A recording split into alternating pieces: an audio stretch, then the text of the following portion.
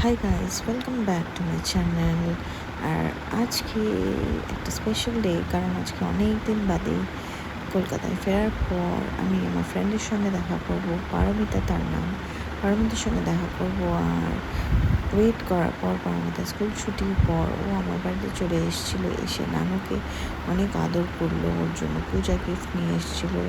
ওকে চটকা করে তারপর আমি ফাইনালি উবার বুক করে বেরিয়ে পড়লাম স্প্ল্যানেডের উদ্দেশ্যে। স্প্ল্যানেডে পৌঁছে প্রথমে আমরা চলে গিয়েছিলাম রিলায়েন্স ট্রেন্ডসে।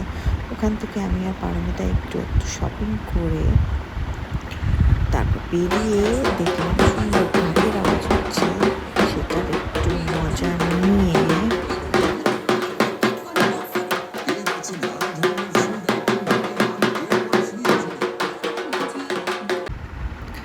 আমরা পৌঁছে গেলাম শ্রীলেদার্সে, কারণ শ্রীলেদার্স থেকে পারমিতার জুতো কেনার ছিল।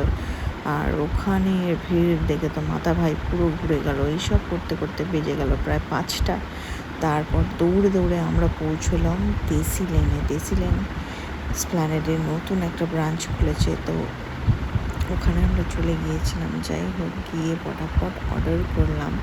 অ্যাম্বিয়েন্সটা খুবই ভালো ছিল, আর রুফটপও ছিল ওদের, কিন্তু আমরা বসেছিলাম এসিতেই, কারণ রুফটপে আমাদের বসতে ইচ্ছে করছিল না, খুবই গরম লাগছিল।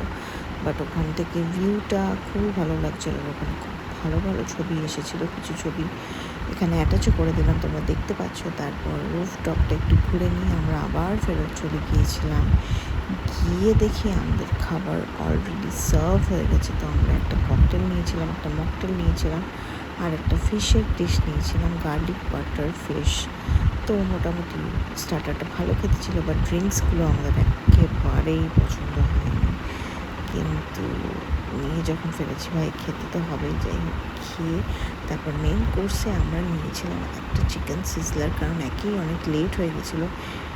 আর এই সিজলারটা খেয়ে আমাদের মোটামুটি পেট ভরে গিয়েছিলো। তারপর নিয়েছিলাম ডেজার্টে একটা ব্রাউনি উইথ আইসক্রিম। তারপর ওখান থেকে বেরিয়ে উবের দাদার জন্য ওয়েট করতে করতে আমাদের মাথা খারাপ হয়ে গেলো, তাই নিয়েছিলাম দুটো সোডা খেয়ে বাড়ি ফিরে এলাম।